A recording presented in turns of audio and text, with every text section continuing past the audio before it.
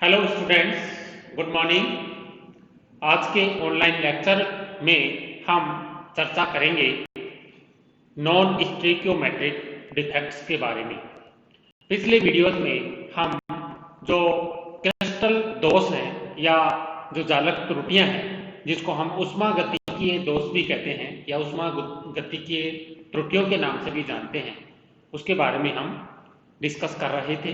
जो पिछला वीडियो था जिसमें नॉन स्टोइकियोमेट्रिक डिफेक्ट्स के बारे में हमने कुछ चर्चा की थी, लेकिन कुछ तकनीकी खामी की वजह से वो जो वीडियो है पूरा नहीं हो पाया था। तो जो पिछला जो वीडियो था उससे आगे हम बात करते हैं कि जो नॉन स्टोइकियोमेट्रिक त्रुटियां हैं वो क्या होती हैं, कितने प्रकार की होती हैं और किन कंपाउंड्स में वो डेवलप होती हैं। तो देखिए विद्यार्थियों, non stoichiometric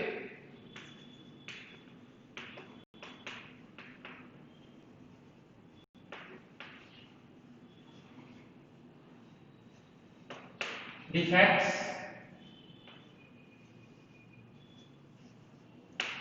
non stoichiometric defects हैं वो दो टाइप से डेवलप हो सकते हैं किसी भी आयनिक क्रिस्टल में। जो नॉन स्टोइकियोमेट्रिक डिफेक्ट्स हैं वो दो टाइप से हो सकते हैं। नंबर एक जो धनायन है, धनायन जिसको हम धात्विक तत्व भी कहते हैं, धात्विक तत्व की अधिकता की वजह से,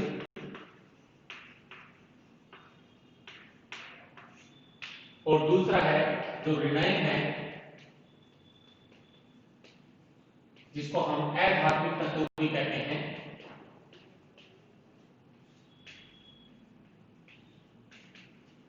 की अधिकता से। ओके, तो इसमें क्या हुआ, जो धनायन है जिसको हम धात्विक तत्व कहते हैं और जो ऋणायन है उसको हम अधात्विक तत्व कहते हैं।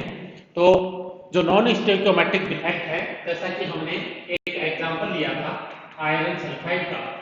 आयरन सल्फाइड में देखिए, आयरन और सल्फाइड दोनों एक रेशियो एक में नहीं है, यानी ये जो रूल ऑफ डेफिनेट प्रोपोर्शन या कंपोजिशन है, रूल ऑफ डेफिनेट कंपोजिशन है, उसकी अनुपालना नहीं करते हैं, जिसकी वजह से क्या होता है, इसमें जो सल्फर है उसकी अधिकता हो जाती है और आयरन कम हो जाता है। तो इसका मान जो है एक से अधिक हो जाता है और इसका मान एक से कम हो जाता है। ये बात क्लियर हुई कि जो धनायन है उसकी अधिकता और जो ऋणायन की अधिकता है उसकी वजह से जो नॉन स्टोइकियोमेट्रिक डिफेक्ट पैदा होते हैं उसमें जो है, जैसे आयरन सल्फाइड का हमने एग्जांपल लिया, इसमें जो अधात्विक तत्व है उसकी अधिकता है, ये इस कैटेगरी में आएगा। और जैसे एक एग्जांपल और लें हम, जैसे जिंक ऑक्साइड की अगर हम बात करते हैं तो जिंक जो है वो ऑक्साइड की तुलना में ज्यादा है, तो इसका मान जो है वो एक से अधिक होगा और इसका मान एक से कम होगा। इसके केस में क्या हुआ, धनायन या जो धात्विक तत्व है उसकी अधिकता हुई है। बात समझ में आ गई होगी।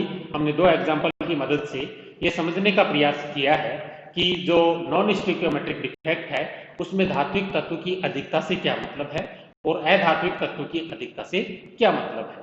अब आगे देखिए, जो धनायन की अधिकता है वो दो प्रकार से हो सकती है। धनायन किसी भी आयनिक क्रिस्टल में दो टाइप से अधिक मात्रा में हो सकता है। पहला क्या है कि जो अंतराकाशीय स्थान है उसमें अतिरिक्त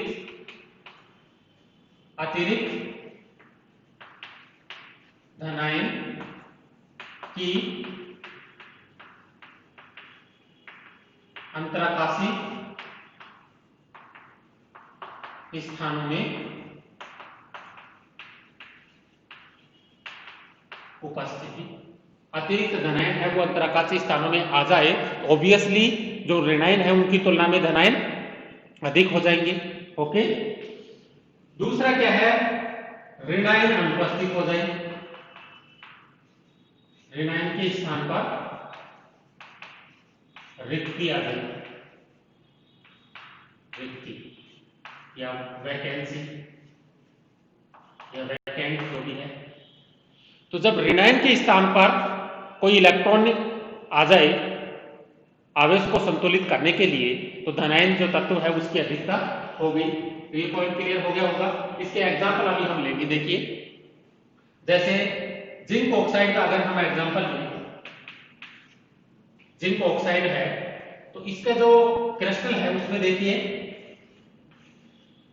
एक बार हम इस प्रकार से बना लेते हैं जिसमें आपको जो धनायन और जो ऋणायन है वो एक से आकार के नजर आ रहे होंगे, लेकिन वास्तविक रूप में ऐसा नहीं होता है। धनायन अपेक्षाकृत ऋणायन की तुलना में कुछ छोटे आकार का होता है। तो देखिए धनायन ऋणायन धनायन ऋणायन इस प्रकार से हम इनकी व्यवस्था करेंगे। अब इसमें देखिए ये जो अंतराकाशीय स्थल है, इस अंतराकाशीय स्थल में जैसे ये जो है धनायन है वो Zn2+ को डिनोट कर रहा है और ये जो ऋणायन है वो O2- को डिनोट कर रहा है।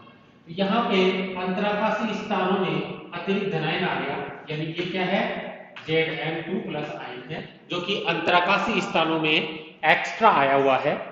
ओके, तो अब देखिए जब एक्स्ट्रा धनायन किसी क्रिस्टल जालक के अंतराकाशीय स्थानों में आता है तो क्रिस्टल में धनावेश की अधिकता हो जाती है। और जैसा कि हमने पिछले वीडियोज में ये बात बताई थी कि जो क्रिस्टल है वो भले ही परफेक्ट हो या त्रुटि युक्त हो, मींस या त्रुटि रहित हो या त्रुटि युक्त हो, दोनों ही स्थिति में वो विद्युत उदासीन होना चाहिए, इलेक्ट्रिकली न्यूट्रल होना चाहिए। तो यहाँ पे देखिए जब धनायन अतिरिक्त धनायन क्रिस्टल जालक के अंतराकाशीय स्थानों में आया है तो धनायन की अधिकता हो गई। उस चीज को बैलेंस करने के लिए जो ऋणायन है वो इलेक्ट्रॉन है वो अंतराकाशीय स्थानों में आ जाते हैं। ये इलेक्ट्रॉन यहाँ आ गया, एक इलेक्ट्रॉन यहाँ आ गया। बात समझ में आई? ऐसे करने से क्या है, क्रिस्टल की जो विद्युत उदासीनता है वो बनी रही है, यानी क्रिस्टल में जो धनायन है और जो ऋणायन है दोनों की संख्या क्या है, बराबर इसमें बढ़ी हुई। ये पहला केस था जिसमें अतिरिक्त धनायन अंतराकाशीय स्थानों में उपस्थित हो जाए। दूसरा है ऋणायन के स्थान पर रिक्तियां आ गए। जैसे देखिए ऋणायन के स्थान पर रिक्तियां कैसे आएंगी,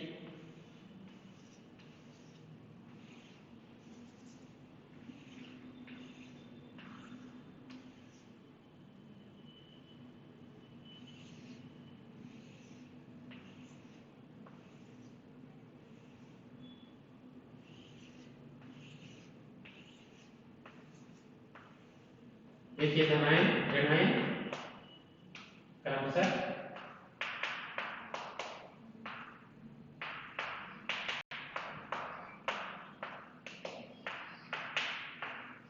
अब इसमें देखिए ऋणायन के स्थान पर रिक्ति है, कोई ऋणायन है, ये क्रिस्टल जालक में से बाहर चला गया है और अपना जो इलेक्ट्रॉन है वो यहां छोड़ दिया है। ठीक है, तो इसमें देखिए जो क्रिस्टल की विद्युत उदासीनता है वो भी बनी हुई है और धनायन भी अधिक मात्रा में हो गया है।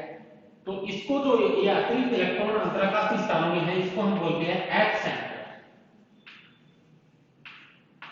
एफ का मतलब होता है एक जो है टर्म है फार्बे, उसका जो पहला अक्षर है वो लिया गया है एफ, और फार्बे का मतलब होता है कलर। ये जो इलेक्ट्रॉन है वो कलर के प्रति रेस्पॉन्सिबल है। अगर किसी आयनिक क्रिस्टल में कलर है या कोई आयनिक क्रिस्टल कलर्ड है, रंगीन है, तो उसके पीछे जो कारण है वो इस प्रकार के जो इलेक्ट्रॉन्स हैं उनकी उपस्थिति है। ये क्रिस्टल में उपस्थित इस प्रकार के इलेक्ट्रॉन्स का जब फोटोन डलता है तो फोटोन से ये एनर्जी एब्जॉर्ब करते हैं। विजिबल पार्ट से ये जो दृश्य क्षेत्र है उससे एनर्जी का अवशोषण करते हैं और क्या होता है, ये उच्च ऊर्जा के एनर्जी लेवल्स में चले जाते हैं। उच्च ऊर्जा के एनर्जी लेवल्स क्योंकि अस्थायी होने की वजह से ये इलेक्ट्रॉन वापस एनर्जी रिलीज करते हुए अपनी जो मूल अवस्था है उसमें लौटते हैं, जिसके फलस्वरूप हमें उसका क्या नजर आता है, कलर नजर आता है। तो ये प्रकाश के दर्शन क्षेत्र से जिस तरंग दैर्ध्य पे विकिरण का अवशोषण करते हैं उसका जो पूरक कलर है वो ये पदार्थ, पूरक कलर का ये पदार्थ हमें नजर आता है। तो ये बात क्लियर हो गई धनायन की अधिकता की वजह से किस प्रकार से नॉन स्टोइकियोमेट्रिक डिफेक्ट डेवलप होती है। अब हम इसमें आते हैं ऋणायन तत्व की अधिकता। ऋणायन तत्व की जो अधिकता है वो भी दो प्रकार से हो सकती है। पहला जैसे अतिरिक्त जो है अतिरिक्त ऋणायन अंतराकाशी स्थानों में आ जाए, अंतराकाशी स्थानों में आ जाए।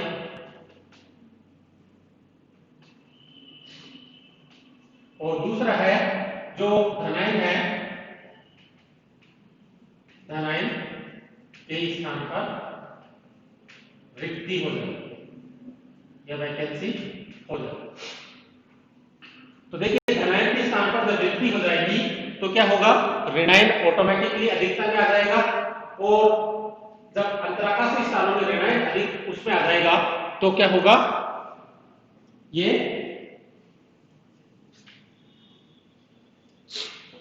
ऋणायन की मात्रा अधिक हो जाएगी।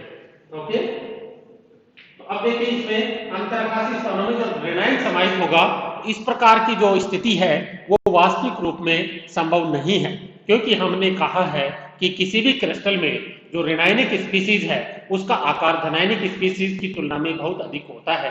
तो बड़े आकार का जो आयन है वो अंतराकाशी स्थानों में समा पाना संभव नहीं है।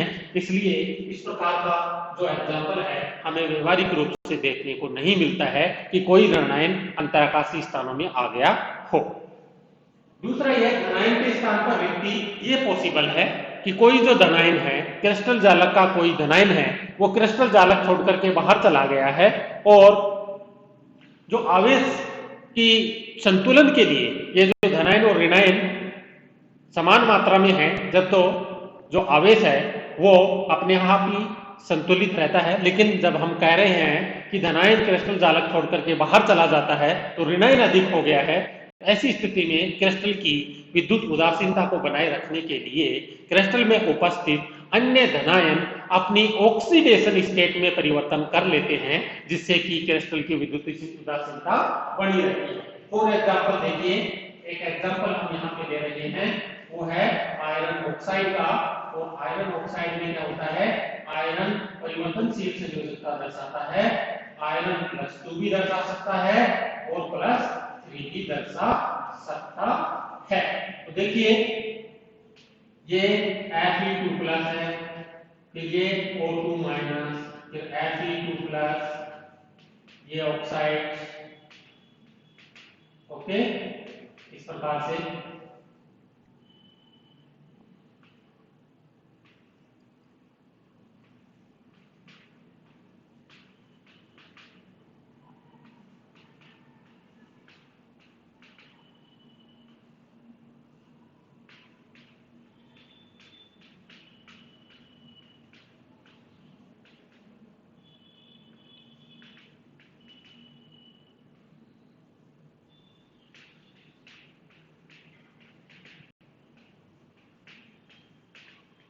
देखिए ये एक जो फेरस ऑक्साइड है Fe4, उसका यहाँ पे क्रिस्टल दिखाया गया है। उसमें से देखिए अगर ये जो आयरन है ये क्रिस्टल जालक छोड़ करके बाहर चला गया तो क्रिस्टल की उदासीनता को बनाए रखने के लिए क्रिस्टल में उपस्थित अन्य आयन अपनी ऑक्सीकरण अवस्था में परिवर्तन कर लेते हैं।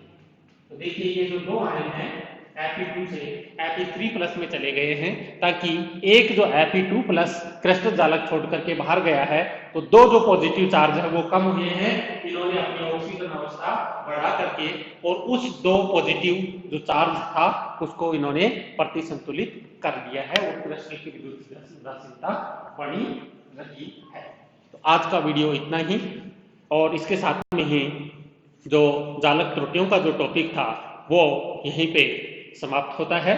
अगली जो क्लास है उसमें हम नए टॉपिक के साथ में फिर उपस्थित होंगे। धन्यवाद।